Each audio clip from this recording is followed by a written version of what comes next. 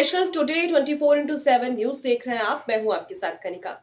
तकनीकी सुगमता एवं प्रशिक्षण की उपलब्धता हो तो बदलाव भी संभव है। इसे चरितार्थ कर दिखाया है हजारीबाग जिले के चुरचू प्रखंड के ग्राम दासोखाप टोला लोथरवा। लगभग 5 एकड़ जमीन पर पेड़ पौधों की बागवानी के साथ विभिन्न सब्जियों की खेती कर आत्मनिर्भर बन रहे हैं।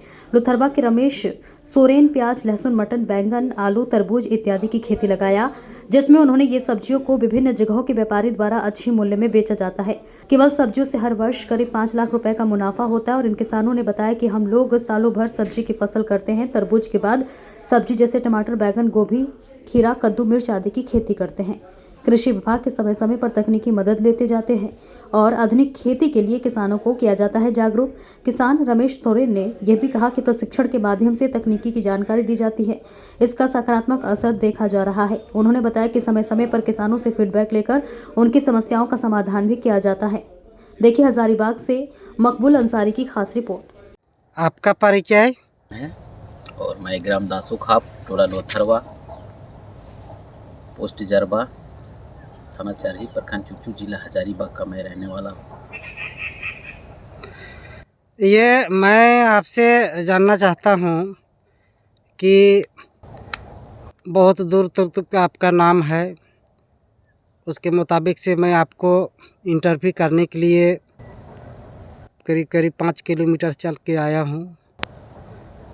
और मैं ये जानना चाहता हूँ कि ये आप अभी बागवानी जो कर रहे हैं, ये आप कहाँ से आपको प्रेरित किया गया और कैसे आपको यह जानकारी हुआ कि ये कृषि और ये बागवानी कर के हमें अच्छा लाभ मिल सकता है? थोड़ा सा और किसान भाइयों के लिए आप बताने की कष्ट करें। सर जी, इसे मैं कुछ दिन पहले कहीं देखा था, कहीं हम सफ़र कर रहे थे तो ट्रेन में थे तो देख रहे थे कि बहुत अच्छा बागान लगा गया था। देखते हुए हमें भी अच्छा लगा कि इस तरह का बागान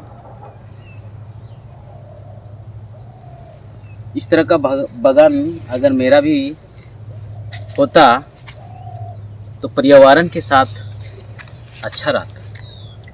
तो देख लिया मैंने भी। कुछ भूमि था मेरे यहाँ, दादा पर दादा बंजर भूमि ज़मीन इन्होंने रखा था और हमने देखा कि इस ज़मीन को अगर तरीके से काम करने से अच्छा रहेगा, एक इनकम का सोर्स भी बनेगा और हमें इधर उधर भटकने का आवश्यकता नहीं पड़ेगा। तो कहीं हम कृषि विभाग से गए थे तो वहाँ भी देखे थे कि मिट्टी किस तरह से जांच किया जाता है और किन किन फसल को लगाने से क्या क्या कौन कौन समय में कैसे कैसे फसल होता है। तो गए थे वहाँ, देखा कि देख कर के हमने भी आया। और कुछ साल पहले जो है सो बागान मैंने प्रयास किया कि हम भी एक आम का बागवानी में लगाऊं। तो नरेगा का तहत पर हमको एक योजना मिला और उसी के अनुसार से हमने भी प्रयास किया कि लगाने के लिए। और प्रत्येक साल हमने चाहा कि कुछ अच्छा से अच्छा कार्य करें और मेहनत करें। और मेहनत करते हुए आज जो भी है यहाँ पे आप देख रहे हैं किस तरह से मैंने फसल लगाया है। और समय के अनुसार से हमें एक फसल लगाते हुए हमने अपने जीविका चलाने के लिए मैं खेती भी कर रहा हूँ। और मतलब आप सीजनली फसल हमेशा लगाते हैं? जो गर्मी है गर्मा फसल लगाते हैं, बरसाती है बरसाती फसल लगाते हैं? पे हमने एक अपने स्तर से मंथन कर लिया है कि यहाँ से प्रत्येक माह माने 12 महीना साल का होता है, साल का 12 महीना होता है। तो हमने प्रयास करते हैं कि प्रत्येक महीना हमारे स्तर से ये फसल निकले और मैं इसे इनकम कर सके। और कुछ लोग मेरे स्तर से भी हैं और हमारे साथ में घर के सदस्य लोग भी हैं, हमको सहयोग करते हैं। और कुछ आपको कृषि विभाग से इस विषय में विशेष जानकारी और ट्रेनिंग मिला है और आपको बढ़ावा मिला है? ये आम का जो बगीचा और बहुत अन्य फल का जो बगीचा दिख रहा है, ये कितने वर्ष पहले जो ऐसे लगाए हैं आम, तो लगभग कितना पेड़ होगा? यहाँ पे लगभग में आम का पेड़ होगा सर 850 पौधा होंगे। 20, 21, 22, 23, 24 इस तरह करके मैंने लगाते गया आम का पेड़। और आज जो भी है देखने के लिए सामने है, आप देख सकते हैं किस तरह का पेड़ पौधा बड़ा हुआ है। अभी तो फूल दे रहे हैं, अभी स्टार्टिंग है। और इसके साथ साथ हमने लगाया भी है, टमाटर है, प्याज है, लहसुन है, धनिया है, पालक साग है, और इस तरह का तमाम सारे फसलें लगाए हुए हैं।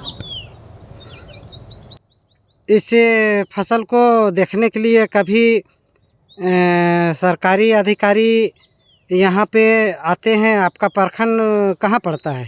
सर जी, मेरा प्रखंड है चुरचू प्रखंड है। और हमको तो ये भी सुनने में आया है कि यहाँ पे अगर कोई टीम आता है तो सबसे बड़ी ये आम बागवानी चुरचू प्रखंड में आप रमेश सोरेन बोले? Yes sir. जी, हमको भी सुनने में आया है कि रमेश सोरेन नामक व्यक्ति का चुरचू प्रखंड के दासू खाप के लोथरवा में बड़ी मात्रा में जो ऐसे आम का पेड़ लगाए हैं, बड़ी लंबा चौड़ा क्षेत्र में।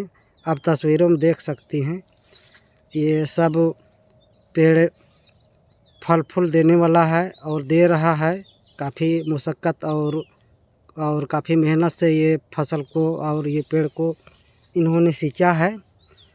तो इसमें कभी कभी टीम जो बाहर से आते हैं दिल्ली वगैरह से, तो उनको दिखाने के लिए यही बागवानी को दिखाया जाता है प्रखंड विकास पदाधिकारी या पंचायत सेवक के माध्यम से। ये सत्य है? ये सर, ये तो सत्य है। ये प्रखंड विकास पदाधिकारी भी यानी कि चुरचू प्रखंड के आते हैं यहाँ पर। अभी कभी भी अगर विजिट होते हैं तो यहाँ पे आते हैं और अच्छा दिशा निर्देशा बता के जाते हैं। और एक बार कुछ दिन पहले मैडम भी यहाँ पे आई थी और विजिट करके भी चला गई थी। लेकिन यही है कि थोड़ा सा कि कुछ वैसा सपोर्ट यहाँ पे नहीं मिल पाता है। अगर बैठ भी अगर सपोर्ट हमको मिलता तो जितना अभी दिखाई दे रहा है इससे हम और अच्छा करते।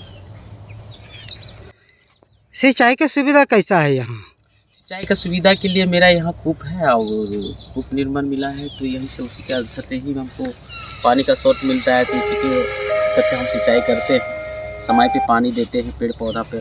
और खेती करते हैं तो उसमें भी पानी की आवश्यकता है तो देना पड़ता है। यहाँ पे हमें को एक तालाब मिल जाता तो बेहतर रहता, ताकि हमको दिक्कत नहीं होता।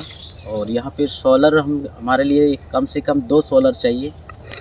आप किसान भाइयों के लिए क्या प्रेरित करना चाहते हैं? किसान भाइयों के लिए यही मैं कहना चाहूँगा कि देखो, अगर आप सबका कहीं अगर बंजर भूमि ज़मीन है तो आप लोग भी इसी तरह का आम का बागवानी कीजिए और प्रयास कीजिए कि जैसे कि मान लिया मैंने यहाँ पर दूरी लगाया आम का 18 बाय 18 करके हमने लगाया है। और उसमें जो खाली पड़ा है ज़मीन, उस ज़मीन पर आप फसल इस तरह का लगा सकते हैं। आपका हर एक ही ज़मीन पर कितने फसल लगा सकते हैं ये आप पे निर्भर है कि यहाँ आम भी आपका तैयार हो रहा है, उसके ज़मीन खाली पड़ा ज़मीन पर वहाँ पे सिंचाई कर सकते हैं। आप बैंगन लगा सकते हैं, टमाटर लगा सकते हो, गोभी लगा सकते हो, और जो भी फसलें हैं वो तमाम आप यहाँ से निकाल सकते हो। और उससे क्या है कि आपको कहीं रोज़गार खोजने के लिए कहीं बाहर का जाना नहीं पड़ेगा, उससे यहीं पे आपके यहाँ रोज़गार है। अरे बहुत धन्यवाद रमेश जी, आपने किसान भाइयों के लिए प्रेरित किए और जानकारी दिए।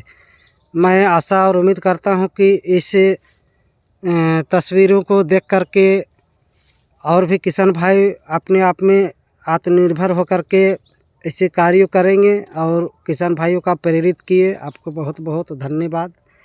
नेशनल टुडे से मैं मकबूल अंसारी, ब्यूरो चीफ हजारीबाग।